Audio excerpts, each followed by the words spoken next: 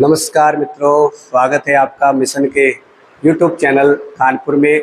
और फिर से हम संविधान संशोधन की श्रृंखला में उपस्थित हुए हैं आपके सामने कुछ महत्वपूर्ण संविधान संशोधन लेकर के। और मित्रों, ये जो संविधान संशोधन है, इससे पहले भी कुछ संशोधन हम आपके सामने लेके आए हैं। सभी जो महत्वपूर्ण संविधान संशोधन आपके एग्ज़ाम के पॉइंट ऑफ व्यू से बहुत महत्वपूर्ण साबित हो सकते हैं। आने वाली जो एग्ज़ाम्स है, सीईटी की एग्ज़ाम है, फिर आरएस की एग्ज़ाम है, तो आप संविधान संशोधन की अगर दृष्टि से अगर देखें तो सभी ऑल कंपटीशन जो एग्ज़ाम होते हैं उन सब में ये हेल्पफुल होते हैं मित्रों। तो चलिए करते हैं शुरुआत। और आपके सामने स्क्रीन पर है 81वां संविधान संशोधन अधिनियम 2001। देखिए मित्रों, इस संशोधन के तहत जो बैकलॉग की भर्तियां होती हैं उनमें आरक्षण की जो सीमा है 50%, उससे अगर ज़्यादा अगर रिजर्वेशन दिया जाता है तो उसे एक तरीके से वैध माना जाएगा। देखिए मित्रों, हुआ क्या, इंदिरा साहनी जो बात था उसमें आरक्षण की जो समय सीमा थी उसको लेकर के चुनौती दी गई थी। इंदिरा साहनी वाद में ये कहा गया मित्रों कि जो रिजर्वेशन की सीमा है वो 50% से अधिक नहीं होनी चाहिए, परंतु संविधान संशोधन किया गया। कौन सा मित्रों? और वो संविधान संशोधन है मित्रों 81वां संविधान संशोधन। और इस संशोधन के तहत अगर हम बात करते हैं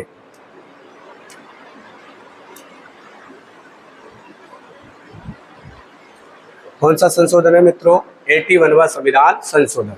तो इसके तहत जो बैकलॉग की भर्तियों में अगर 50% से ज़्यादा भी अगर रिजर्वेशन दिया जाता है मित्रों तो उसे वैध माना जाएगा, और ये सुप्रीम कोर्ट भी स्वीकार कर चुका है। तो आपको केवल ये याद रखना है कि जो 81वां संविधान संशोधन है वो बैकलॉग की भर्तियों में जो समय सीमा आरक्षण जो सीमा आरक्षण की 50% है उसकी अगर अधिकता भी होती है तो उसको वैध ठहराता है। चलिए मित्रों, आगे बात करते हैं अगले संविधान संशोधन की। और आपके सामने है अगला संविधान संशोधन, बहुत महत्वपूर्ण संविधान संशोधन है मित्रों, 86वां संविधान संशोधन 2002। ये इसलिए महत्वपूर्ण है मित्रों क्योंकि इस संविधान संशोधन के तहत भारतीय संविधान के मौलिक अधिकारों में भाग 3 में एक अलग से अनुच्छेद जोड़ा गया, और वो था मित्रों अनुच्छेद 21 का, यानी 21A। पहले शिक्षा का जो अधिकार था मित्रों केवल नीति निर्देशक तत्वों में अनुच्छेद 45 के तहत शिक्षा प्राप्त करने का अधिकार भारतीय नागरिकों को था, परंतु इस संशोधन के तहत अनुच्छेद 21 के तहत प्रारंभिक शिक्षा को मौलिक अधिकारों की श्रेणी में रखा गया। और अब राज्य ये व्यवस्था करेगा कि सारे जितने भी नागरिक हैं उन सबके बालक जो 6 से 14 साल की उम्र वाले हैं उनकी शिक्षा निःशुल्क और अनिवार्य शिक्षा का प्रबंध करेगा। तो उसी से संबंधित ये संशोधन है, एक बार देख लेते हैं। पहला प्रावधान है मित्रों, देखिए भारतीय संविधान के भाग 3 में कौन सा अनुच्छेद जोड़ा गया मित्रों? अनुच्छेद 21 का। और इसे जोड़ करके प्रारंभिक शिक्षा को, यानी कि 1 से 8 तक की जो शिक्षा है मित्रों उसे मौलिक अधिकारों की श्रेणी में रखा गया है। किसकी श्रेणी में रखा गया है मित्रों? मौलिक अधिकारों की श्रेणी में रखा गया है। दूसरा प्रावधान देखिए, जो अनुच्छेद 45 था नीति निर्देशक तत्वों में, उसकी भी शब्दावली में थोड़ा बहुत परिवर्तन किया गया। यहाँ देखिए, जो नीति निर्देशक तत्व है उसका अनुच्छेद 45 है, उसकी विषय वस्तु बदली गई मित्रों। प्रावधान क्या किया कि राज्य सभी 14 वर्ष की आयु के पूर्ण किए जाने तक, यानी बालक जो कि 14 वर्ष की आयु को जब तक पूर्ण करता है तब तक के लिए निःशुल्क और अनिवार्य शिक्षा देने का उपबंध करेगा। ये नीति निर्देशक तत्वों में कहा गया मित्रों। उसी प्रकार एक और प्रावधान जोड़ा गया, यानी कि भारतीय संविधान में मूल कर्तव्यों की बात करें तो पहले वैसे मूल संविधान में अगर देखें तो एक भी मूल कर्तव्य शामिल नहीं था मित्रों, परंतु स्वर्ण सिंह समिति की सिफारिश पर 42वें संविधान संशोधन के तहत 1976 में 10 मूल कर्तव्य जोड़े गए थे। और जो 11वां मूल कर्तव्य मित्रों वो 86वें संविधान संशोधन जो आपके सामने है इसके तहत जोड़ा गया, और प्रावधान किया गया कि माता पिता या अभिभावक जो भी है तो अपने घर में जो 6 से 14 साल तक के बालक है अनिवार्य रूप से उनको निःशुल्क और अनिवार्य शिक्षा उपलब्ध कराएंगे। ये दोस्तों तीसरा प्रावधान 86वें संविधान संशोधन का था। तो चलिए मित्रों आगे अगले संविधान संशोधन पर चलते हैं।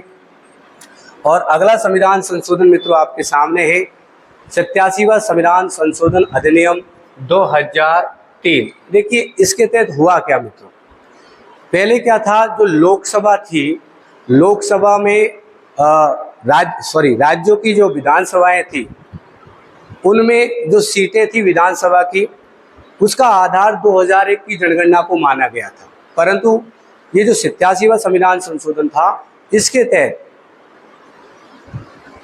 सॉरी मित्रों एक मिनट, पहले जो 84वां संविधान संशोधन था उसके तहत 1991, इसके तहत 1991 को जनसंख्या का आधार बनाया गया और फिर उसके बाद 87वां लेकर के आए।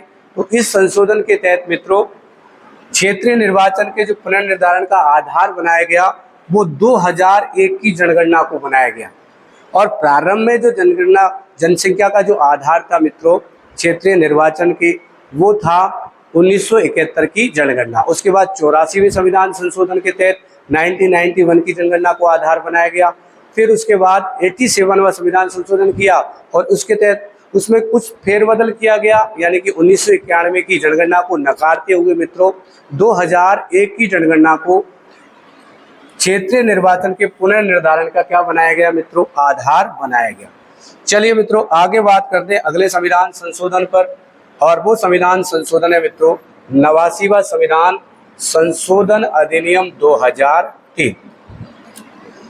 देखिए मित्रों पहले ST यानी कि अनुसूचित जाति और जनजाति के लिए स्पेशली आयोग हुआ करते थे और आयोगों में दोनों मिक्सअप थे, यानी कि दोनों एक ही थे, जिसको राष्ट्रीय अनुसूचित जाति जनजाति आयोग के नाम से जाना जाता था।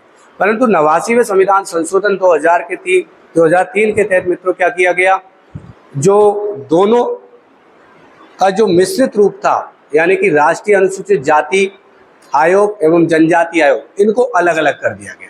अनुच्छेद 338 के तहत तो राष्ट्रीय अनुसूचित जाति आयोग और अनुच्छेद 338 के तहत राष्ट्रीय अनुसूचित जनजाति आयोग।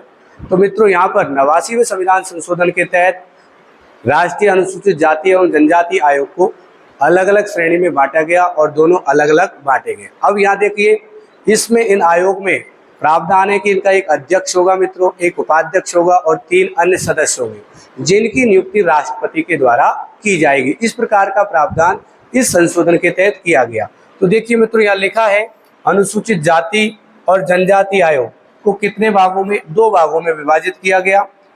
पहला अनुसूचित जाति आयोग अनुच्छेद 338 और दूसरा है मित्रों अनुसूचित जनजाति आयोग अनुच्छेद 338 का, इसे अनुच्छेद 338 ए भी बोल सकते हैं मित्रों। और यहाँ इनके जो अध्यक्ष हैं मित्रों, अध्यक्ष, उपाध्यक्ष व सदस्य, इनकी जो नियुक्ति की बात है, इनकी जो नियुक्ति करता है मित्रों वो करता है हमारे देश का राष्ट्रपति। कौन करता है मित्रों, राष्ट्रपति। तो इस प्रकार से हमने 3 महत्वपूर्ण संविधान संशोधन देखे मित्रों।